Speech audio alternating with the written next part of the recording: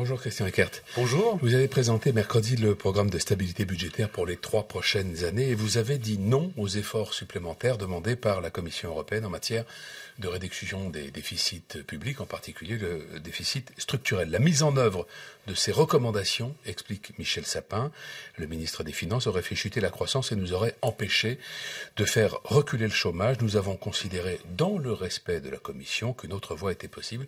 Autrement dit, la Commission européenne s'entête à vouloir emprunter un chemin qui n'est pas le bon.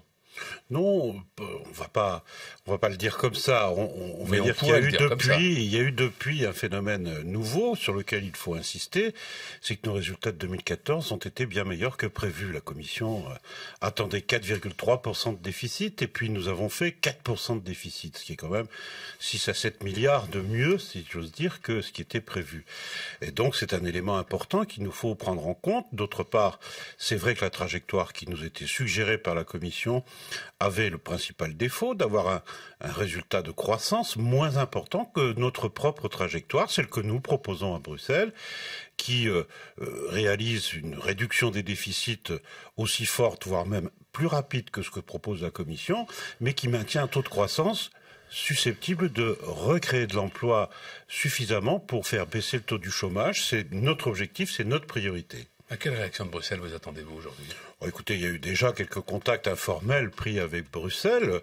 Nous allons dialoguer avec la Commission, comme ça se fait régulièrement, mais dans un état d'esprit qui est différent des années précédentes, si j'ose dire, dans la mesure où, auparavant, nous étions en retard sur nos objectifs et sur les objectifs de la Commission. Cette fois-ci, on pourrait presque dire qu'on est en avance. Alors, votre objectif, c'est de réduire le déficit public à 3,8% du PIB cette année, 3,3% en 2016 et 2,7% en 2017. Pour cela, il faut faire 9 milliards d'euros d'économies supplémentaires les 2 prochaines années.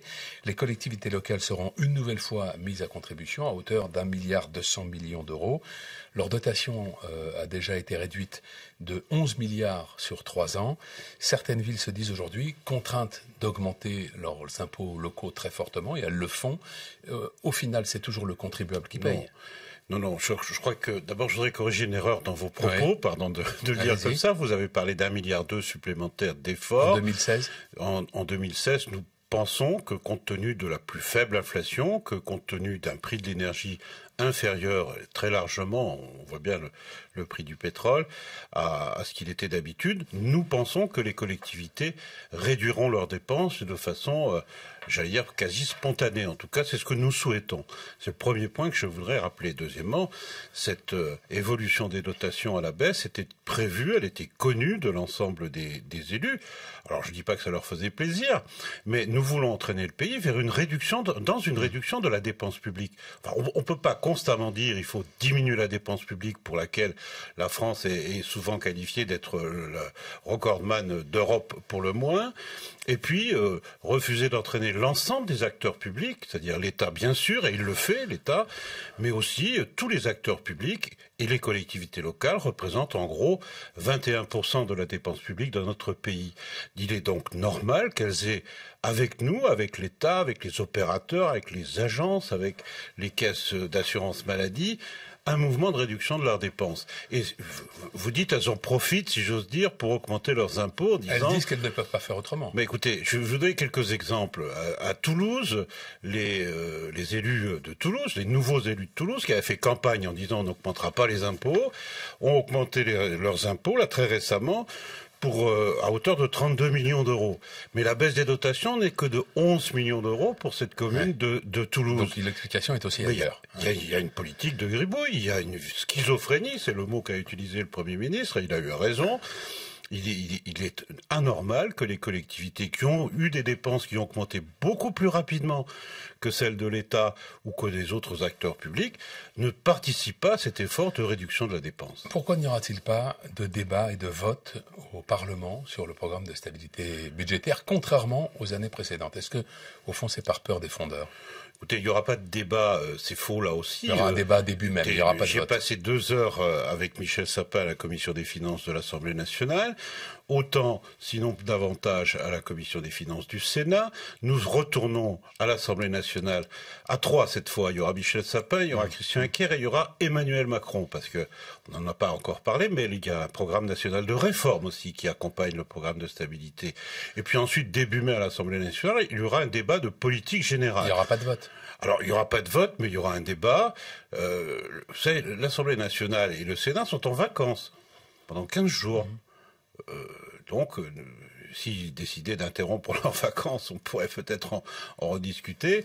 Mais en tout cas, il y aura un débat, et ce débat, il est tout à fait ouvert, il est tout à fait serein, et je crois qu'il est utile d'ailleurs. La France fait partie aujourd'hui des rares pays européens qui empruntent à taux négatif sur les marchés financiers. Et sur des durées courtes. Sur des durées de 2 ans. Est-ce que c'est l'occasion de s'endetter sans réserve? Non, parce que il faut rester On prudent. gagne de l'argent en s'empruntant dans ces conditions. Oui, bien sûr, mais on ne sait pas combien de temps ça va durer. Oui, mais ce qu'on souscrit aujourd'hui à taux négatif... Je suis tous les jours en contact avec des élus qui ont souscrit des emprunts toxiques, parce que c'est vrai que ça peut être une opportunité qui peut durer quelques mois, éventuellement une année ou deux, mais il est peu... pensable que ces taux négatifs puissent durer sur des années, et donc il faut être prudent concernant la nature des emprunts que nous souscrivons. Aujourd'hui, on peut en profiter à très court terme, mais nous devons être sérieux et prudents sur les emprunts que nous émettons. Le congrès du Parti socialiste aura lieu dans moins de 2 mois à Poitiers. Dans la motion de Jean-Christophe Cambadélis, le premier secrétaire, dont vous êtes signataire comme tous les membres du gouvernement, il y a cet engagement: nous sommes opposés à une nouvelle extension du travail du dimanche. Est-ce que ça veut dire que le travail du dimanche va être retiré de la loi Macron?